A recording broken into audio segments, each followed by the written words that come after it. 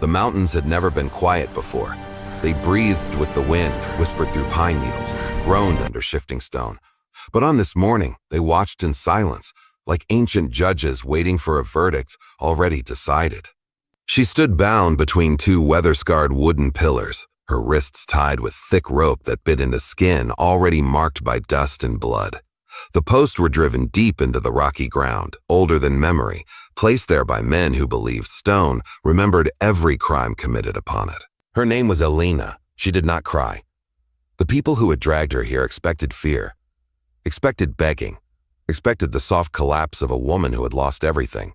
They were wrong. Her chin was raised. Her eyes, dark, steady, unbroken, were fixed on the horizon where jagged peaks cut the sky like the teeth of sleeping gods. The wind pulled at her hair, and she let it. If this was the end, she would meet it stand. A few paces away sat Corrick Stoneborn, bare-chested despite the cold muscles carved like the mountains themselves. His beard was thick, wild, threaded with silver and dust. Scars crossed his torso, old, deep, earned. He did not look at her. Not yet. Corrick was the watcher. In the highlands, justice did not come from courts or kings. It came from witnesses chosen by the elders, men or women whose strength was matched only by their restraint. The watcher did not judge with words. He judged with truth. And today, truth was heavy. The villagers gathered at a distance. No one spoke. No one moved closer than the old boundary stones etched with symbols. No one remembered how to read anymore. Elena had crossed a line. Or so they claimed. As she broke the covenant, one of the elders had said when they dragged her from her home at dawn. As she walked where women are forbidden, she touched what belongs to the mountain. Elena had answered only once. The mountain belongs to no one. That had sealed her fate. Corrick finally looked at her. His eyes were not cruel. That unsettled her more than anger would have. They were gray like storm clouds waiting to decide whether to break. "You were warned," he said. His voice was low, rough from years of wind and shouting across cliffs. "I was lied to," Elena replied. The rope strained as she shifted her weight, but she did not struggle. Struggling was for those who believed escape was still possible. Corrick stood slowly, every movement deliberate. The ground beneath his boots crunched softly. "What did you take from the high pass?" he asked. "Nothing," she said. "I went to find my brother." A murmur rippled through the onlookers. "Your brother is dead," an elder snapped. No," Elena said, eyes never leaving Corrick. "He is trapped, and if I hadn't gone, he would already be gone from this world." Corrick stopped a few feet away. He studied her face, not as a woman, not as a criminal, but as a human standing on the edge of something irreversible. "The high pass is sealed for a reason," he said. "Men die there." "So did lies," she answered. That earned her the first crack in his composure, just barely. The wind picked up, carrying the scent of snow, though summer still clung to the valleys below. Clouds crawled slowly over the peaks, thick and low, as if the sky itself wanted to listen. Corrick turned to the elders. "If she crossed the pass," he said, "she didn't do it without cost." "She broke the law," the eldest replied. "The punishment is binding until sunset. If the mountain accepts her, she lives. If not, he didn't finish. No one needed him to." Elena closed her eyes for a moment. Memories surged, her brother's laughter echoing through stone corridors, his promise to protect her. The night the earth shook and the mines collapsed.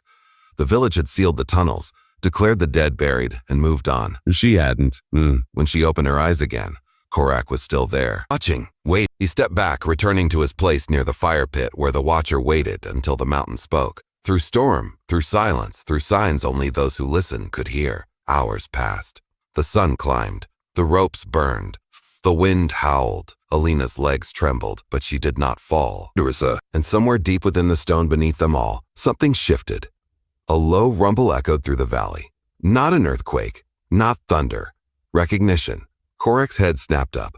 The elders froze. The mountain had answered. And this time it did not sound angry. The rumble faded, but its echo lingered in every chest. It was not loud enough to be called a warning, not violent enough to be fear.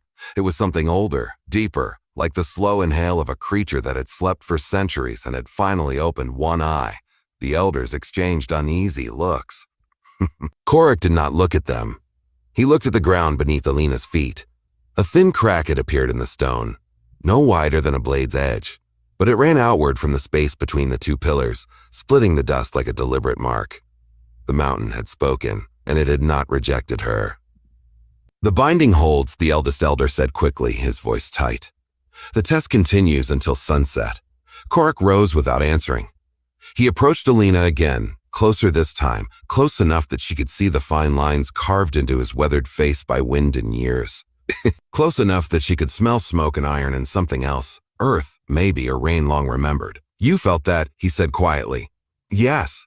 What did it say to you? She met his eyes. I was tired of silence. For the first time, Korik smiled, but there was no warmth in it. Only recognition. You don't speak like the others, he said. They stopped listening, Alina replied. Long ago, the wind shifted again, stronger now, pulling clouds across the sun. Shadows stretched over the valley, crawling like long fingers toward the gathered villagers. Someone muttered a prayer. Someone else stepped back. The elders hated moments like this. They preferred clear signs, storms, avalanches, lightning strikes. Things they could point to and say, see, the mountain is judged. Ambiguity frightened them. Korik turned away from Alina and faced the crowd. Go back to your homes, he commanded. This place is closed. A sharp intake of breath rippled through the group. The law, an elder began. I am the law here, Korik said. No anger, no raised voice, just truth. Slowly, reluctantly, the villagers obeyed. One by one, they retreated beyond the boundary stones, their eyes lingering on Alina, some with pity, some with resentment, some with something dangerously close to hope. When the last of them disappeared down the path, silence fell again. This time, it felt different, alive. Korik crouched near the fire pit and fed it a piece of dried pine resin. Flames leapt higher, crackling sharply. He did not look at Alina as he spoke. You crossed the high pass alone, he said. That takes more than desperation. It takes love, she replied. He nodded once. The pass kills those who rush, he continued. Those who panic, those who believe the mountain owes them mercy. Alina swallowed. Her throat was dry. No, Korik agreed. You listened. He stood again and walked behind her, circling the post slowly. She felt his presence like pressure in the air. Controlled, watchful, dangerous, not because he wanted to harm, but because he could, if he chose. The elders say you touched the sealed stones, he said. The ones that mark the old tunnels. I did. Her honesty surprised even herself. Korik stopped behind her. And? I spoke to them. The wind surged suddenly, snapping her hair across her face. Korik did not move. You're either mad, he said slowly, or you've heard what most of us forgot how to hear. I heard screaming, Alina said. Her voice trembled now, not with fear but memory. Not voices. Stone, pressure. The mountain is holding its breath where my brother is trapped. It's waiting. Waiting. The word hung between them like a bridge neither had expected to cross. Korik stepped into her line of sight again. His gaze searched her face, not for lies, but for cracks. He found none. When the mines collapsed, he said, the elders sealed them because they feared what lay beneath. They feared losing control, Alina answered. Yes, Korik said, and they feared what the mountain would demand in return. He reached for the rope at her wrist. Her muscles tensed instinctively. I won't free you, he said, reading the fear in her eyes. Not yet, she exhaled sharply. But I will listen. He loosened the rope just enough to ease the pressure, just enough to tell her this was no longer punishment. It was conversation. Tell me about your brother, he said. And so she did. She spoke of Taran, who laughed too loudly and climbed too high, who believed stone was kinder than people, who learned the old tunnels not from maps, but by feeling how the air moved through them, who had promised her he would come back before nightfall. He didn't, she finished. Korik listened without interrupting. When she was done, he stared past her at the mountains, his jaw clenched. I lost someone there too, he said quietly. That surprised her more than anything else. My wife, he continued. Many winters ago, the elders said the mountain took her because she disrespected it. And you believe them? Alina asked softly. I wanted to, Korik said. It was easier than believing we were wrong. The fire crackled. A bird cried somewhere far above. The crack in the stone beneath Alina's feet widened slightly. Not violently, invitingly. Korik saw it. So this is what you want, he murmured. Not mercy, not freedom. You want truth. He turned toward the path leading upward, toward the forbidden pass, toward stones sealed by fear and lies. If I cut you loose, he said, they will call it betrayal. If you don't, she replied, the mountain will. Korik reached for his knife. The blade caught the light as he lifted it, not toward her, but toward the ropes. The wind rose again, stronger now, roaring through the valley like breath released after a long, suffocating silence. And for the first time in generations, the watcher prepared to walk where no law had followed. The knife slid through the rope with a dull rasp. Fibers parted. Tension vanished. Alina staggered forward as feeling rushed back into her arms and legs like fire through dry grass. Korik caught her by the shoulder, not gently but steadily, and held her until the ground stopped spinning. "Don't thank me," he said. "This isn't mercy." She flexed her wrists, red and raw but alive. "Then what is it?" she asked. "A debt," Korik replied. "One I should have paid years ago." He retrieved her cloak from where it had been tossed near the fire pit and draped it over her shoulders. The gesture was simple, almost careless, but it marked a line crossed. Watchers were not offering comfort. They were instruments. The wind surged again, this time downhill, as if urging them forward. Korik turned toward the high pass. "Once we go up there," he said, "there's no law but stone." "You know," Alina said, "that's why I went alone the first time." He studied her, really studied her now. The dust-streaked face, the tremor she hid behind stillness, the quiet refusal to break. "You shouldn't have survived," he said. "Sorry, didn't survive," she replied. "I was spared." They started walking.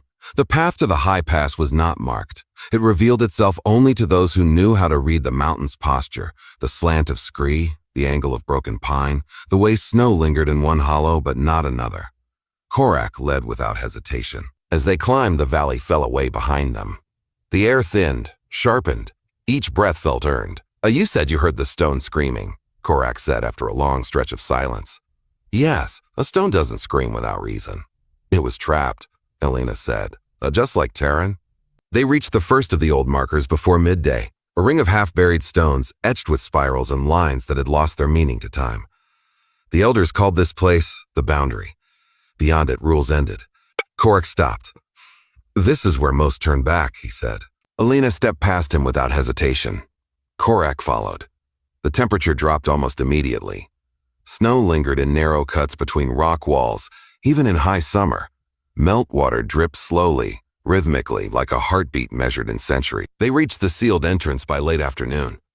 Or what remained of it. Massive stone slabs had been dragged into place after the collapse, fused with iron clamps and mountain resin. Time had cracked them. Moss crept through the seam. A dark gap yawned at the bottom, no wider than a man's shoulders. Alina knelt beside it. "This is where I heard them," she said. Korik crouched beside her, placing his palm flat against the stone. For a long moment, he felt nothing. Then, a vibration, not sound, pressure. Like breath held too long, Korik pulled his hand back sharply. "By the old gods," he muttered. Alina looked at him. Not triumphantly, not accusingly, just relieved. "You feel it too." "Yes," he said, "and I shouldn't." "Why?" "Because watchers are taught not to." The mountain groaned faintly. Not collapsing, responding, Korik removed his pack and pulled free a hammer and chisel, tools he had not carried in years. "These were banned," Alina said. "They were forgotten," he replied. The first strike echoed like a gunshot through the pass, stone chipped. The mountain did not resist. It opened, slowly, deliberately, as if recognizing hands that meant to mend, not steal. They squeezed through the opening one at a time. Inside, darkness swallowed them almost immediately. Korik struck a firestone, igniting a torch. Light leapt across walls carved by human hands long before either of them had been born. The tunnels breathed. Alina felt it instantly. Warm air flowed past her ankles, up her spine, carrying the faintest trace of copper and smoke, and something unmistakably human. Korik nodded grimly. The tunnels twisted downward, deeper than Alina remembered. New collapses blocked old routes. In places, the ceiling sagged like a tired animal. In others, stone had fused smoothly, sealing wounds as if trying to heal itself. They found the first body an hour in, a man crushed beneath a slab of rock, his face frozen in shock. His hand still clutched a charm carved with the old spiral mark. Korik removed his helmet.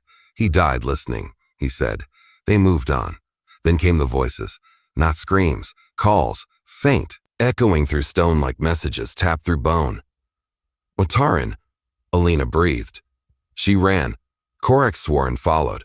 They reached a cavern where the ceiling had collapsed into a natural dome, supported by a single column of stone twisted like a spine. Beneath it, trapped in a pocket of air and rubble, were three men. One of them looked up. Alina, her legs gave out.